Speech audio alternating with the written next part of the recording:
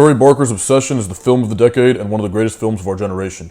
Perfectly crafted with just the right amount of exposition that gets you involved and in love with the characters, followed by fast-paced action the rest of the way, it keeps you engaged and at the edge of your seat. And for a horror film, it does a great job getting deep and provoking thoughtfulness. I usually do movie reviews, but I've always kind of wanted to, and this film inspired me to go ahead and start because it was just really good.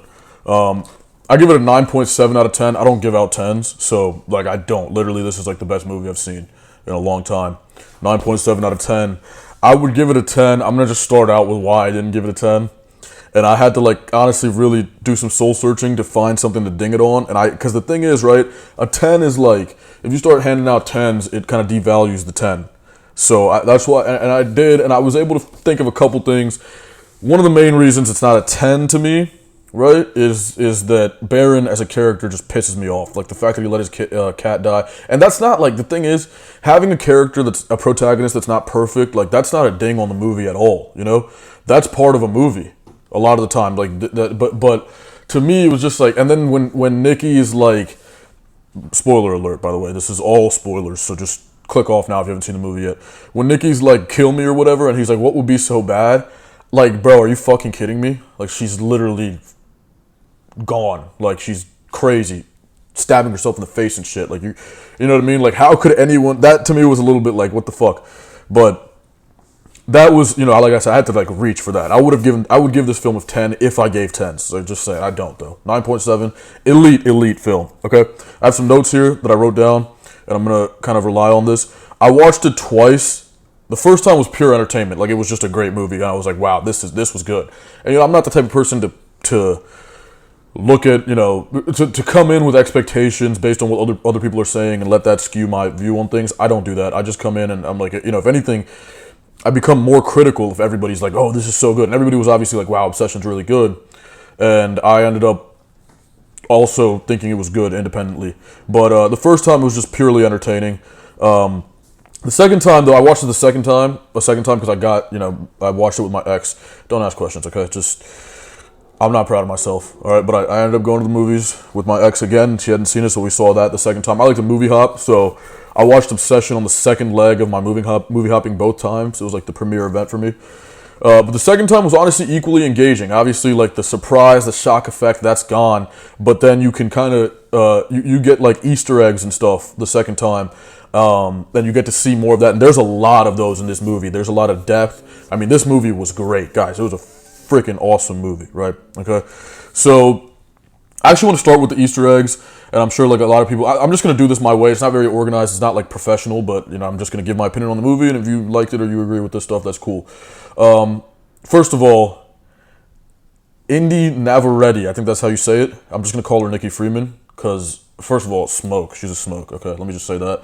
Beautiful lady, but talented, right? Talent is the leading thing about her that I think is noteworthy. She's obviously a very talented actress.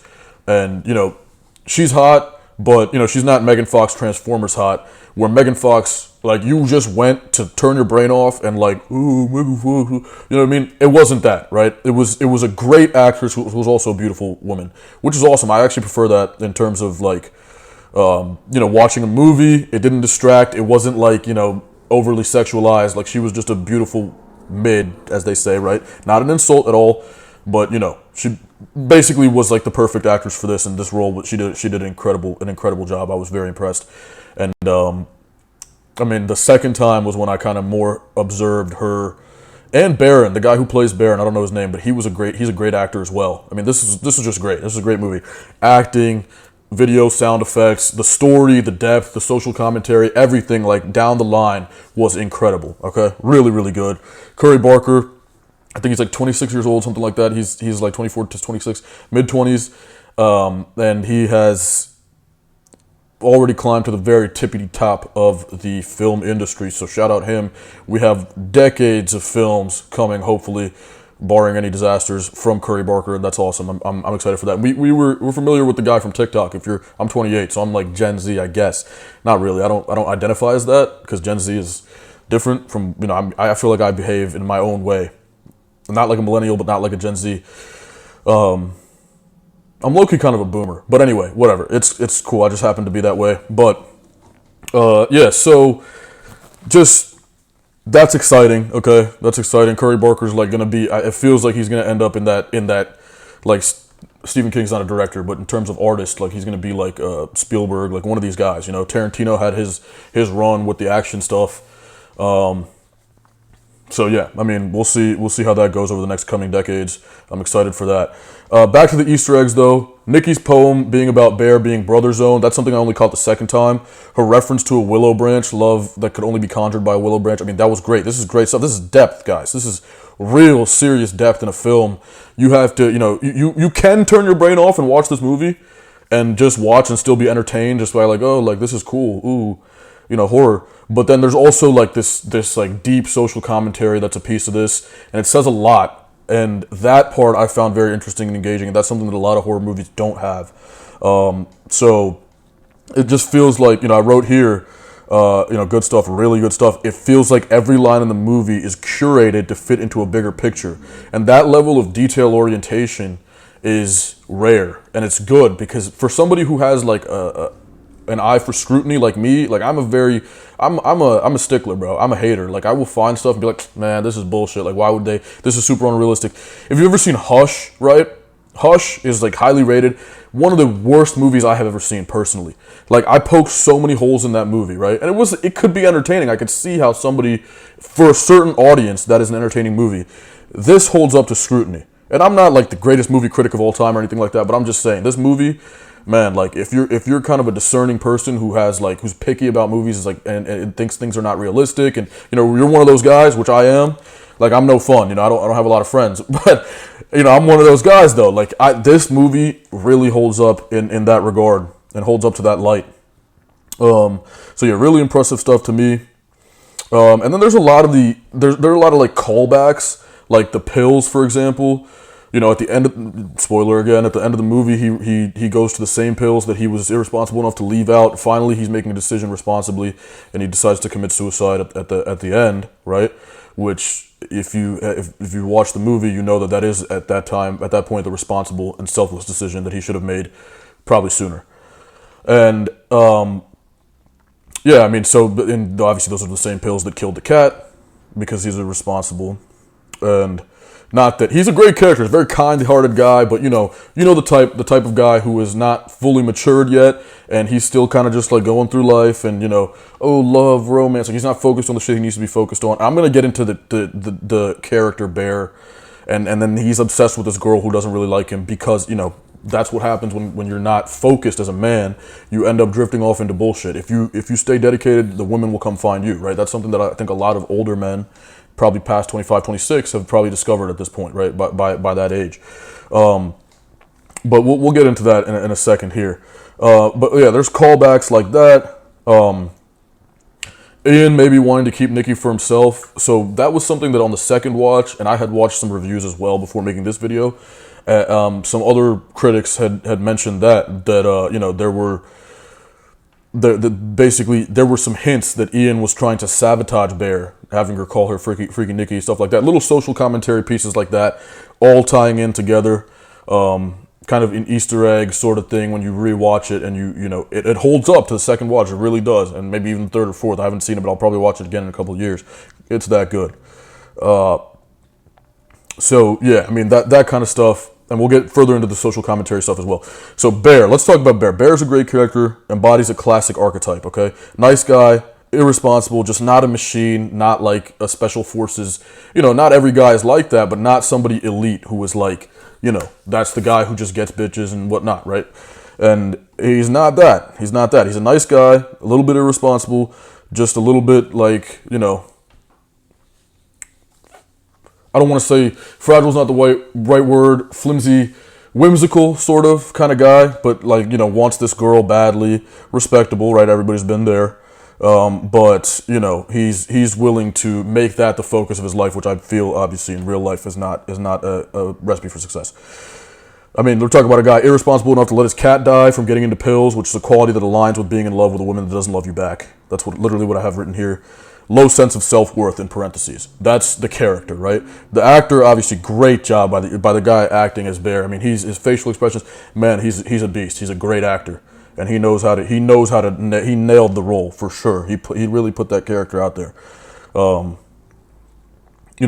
guy who responds to fear by verbalizing that, being emotional, being vulnerable.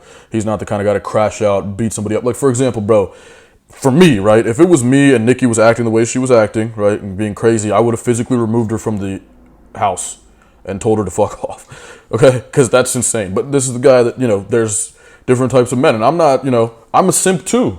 Like I said, I went to the movie with my ex who we ended up splitting up because I was treated horribly in that relationship for a little while. I'm not going to get into that. But the point is, like, everybody's got their own thing. But, there's certain boundaries that a grown man should have that I feel that Bear did not demonstrate. Yet a sweet guy at heart. So at the end of the day, he's a likable guy. He's an idiot, and we can all be kind of like, oh, Bear, what the fuck is wrong with you? How could you let this happen? How could you do that? Like, come on, be better, right? But a good kid at the end of the day. And so that's where the social commentary piece kind of ties into the whole thing, is that you have a man like that who, the sort of blue pill, extra kind guy making irresponsible decisions that kind of fucks the whole world up, like, pretty much, right? And if you think about it on a societal level, that is kind of what we have going on as well in terms of the dating market. If you think about, I don't know how much you guys are into this kind of stuff, but hoflation's out there. There are things like, this is a pertinent social issue in this generation, right? Because of access to social media, women having more options, having much, much more power in the dating market than ever before. And it's honestly lopsided at this point. It's completely, as a man, you're entering the dating market very underhanded. And this it kind of ties into that in a big way. And I felt that, setting that sort of scene and the context is very relatable for Gen Z viewers. That's something that I feel like made this tie strongly to me. Because everybody's been Bear, bro. Everybody has been that guy. Like, let's be real. Until you get burned and a chick just, like, treats you bad, poorly, and you end up feeling like a loser. You feel like, you're not worth anything. And, the girl is, at the end of the day, she's not that special. There are a lot of girls that look good, right? And you got to learn that the hard way. And this is a guy just prior to that phase of his development, and it's just it's honestly awesome. And then Cooper Tomlinson, Ian, right, is kind of like, no offense to Cooper Tomlinson, the actor, but Ian, kind of like the ugly dude, but yet, like, he's the guy, and this is, again, something that happens all the time. He's like the alpha male, right, of the group. Not the best looking, probably not all the qualities that a woman says that she's looking for, but he's like the group leader, and he's banging her, right? And he's, this guy's in love trying to, like,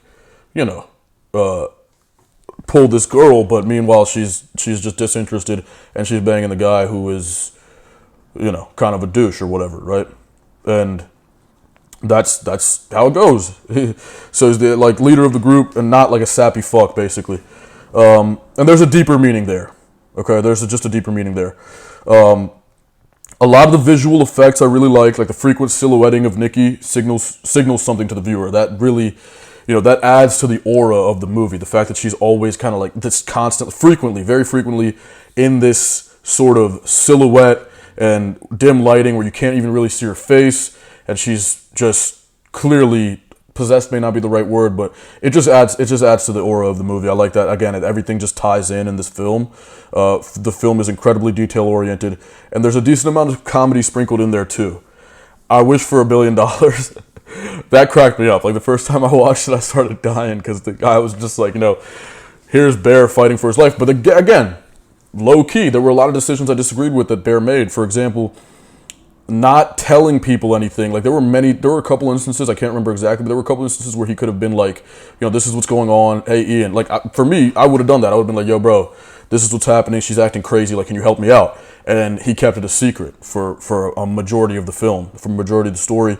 And again, irresponsible, right? Again, selfish decision, just sort of the wrong thing to do. That's not, and he's not like, he's a nice guy. Again, he's not a malicious person, but it feels like malicious men get more respect in our society than irresponsible men, even if the irresponsible guy has good intentions. It's sad, but it's the truth, and it kind of makes you, even for me as a male who has been that guy, it makes you kind of like have a little bit of contempt for Bear, a little bit, right? And it's perfect though. It's like exactly what this movie is about. And it's like, for me at my age, it's almost like, dude, I would give him a pat on the back and tell him, look, this is the way you got to do things. Like, try to give him some advice or something like that, right? I'm not trying to act like I'm this super experienced guy with women. That's not the point I'm making. I'm just saying, like, there's certain things that you do and you don't do that are conducive to success in life, and some things you don't that are not conducive to success or conducive to failure. And certain habits that he has are on full display in the film, and yeah, as a character. So I Wish for $1 Billion, that cracked me up, because if Bear had been more honest with his friends the whole way, he wouldn't be in the situation. He wouldn't have to be explaining everything to Ian at that moment in time, and then, Ian just doesn't listen or doesn't take him seriously. I've seen some criticisms of the movie. I want to get into counters to that. Some people said that the pacing was off. I disagree. I love the pacing. I think the exposition was perfect. We got in with the characters, and then the movie, the storyline, the real crescendo of the action started at just the right time, right when you were engaged. I think that was, I thought the pacing was perfect. Even on the second watch, I thought that, especially for this era of media. My brain is completely fucked from TikTok, and I think, Curry Barker kept that tempo while still developing a real plot. Like, it wasn't just surface level nonsense, real style stuff, but it was, I think that it kept me engaged, right? I think it was perfect. One of the other criticisms was no setting. Like, you didn't know where the movie was set, but that doesn't hurt the film. I've watched films where that does hurt the film, and it's like, okay, I don't know where this is. Like, what the hell? Like, where are we? I want to look it up and find out where this is, and see kind of where it is. Like, where is this? Like, for example, with that movie with the octopus and the lady. I don't know if you guys have seen that. I'm forgetting, but I didn't know where that was, and I was like, it was also a long, kind of slower, sappy movie, so I wanted to look it up during the movie. But with Obsession, you don't have time to do that. You're engaged in the story, and it's moving. Things are moving. You don't really care where it is. It's a nondescript place in America, right? Traditional American place where, they're hanging out at diners, they work together, and they're kids or whatever. Maybe just, you don't even really know what, like, they're like, it's like after high school, after college, like summer or some shit. You don't know what it is exactly. Maybe they're in their 20s, just had graduated, and they're back at home in their hometown, like just working, trying to figure out what to do next and things like that. Like, it doesn't matter, because the story keeps you engaged. The film is just good. The acting's good. The emotion from the actors keeps you engaged. Just everything is really good. Okay. Casting was great. And I talked about that. I'm not going to go back into that, but that's basically, especially Nikki, because Nikki, I think, is the most important character. Bear's the protagonist, and Bear's acting, I don't know his name. I should have looked up his name before I did this, but he's a very important actor.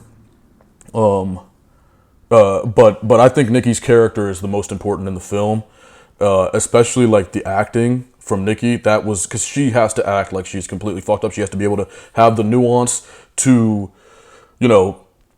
she's got to be able to express this range of emotions where it's like, it's her doing this, but then that there's her behind it, and she's like freaked out, but she's still like this also. She's basically playing a couple characters at once. And it's I mean, that's got to be hard. I don't know. I don't act, but that was impressive. She, and also like the actress herself, like she was great for this, very, hot, really hot, but realistic at the same time, like not like overly perverse, and you could have had like some, but he just picked the right girl for the role, I think. This is like a wife material chick you would actually take seriously in real life, and not like a bimbo, right? And so that was cool. I think that, I mean, all in all, I say 9.7 out of 10. And that is, my dog is doing something bad. I'm gonna have to check on him, but I'm almost done with the video. But yeah, I think that's as good as I'm going to give a rating for. So that's really, you guys want to take it however you take it, but I would say that's basically like anybody else giving it a 10, to be honest with you. I don't do 10s for movies, personally. I've seen some good movies, and I'm going to start doing this more often. I think this is going to be a series in the future of my channel now. But I don't do 10s. Like, you'd have to, I mean, I Am Legend was like one of my favorite movies for a long time. And a lot of people don't think it was that great, but I just think that that was a great movie for me. I liked it. I don't think that was a 10. I think that was like a 9.5, 9.6. I got to rewatch it before I make that official. But this is like one of the best movies I've ever seen. I've seen a lot of movies, so I can't off the top of my head, give you. I like the substance for horror. That was also deep. There was a lot of social commentary in that, but then the ending was a little bit, So I've seen a lot of movies. Is the point I'm trying to make.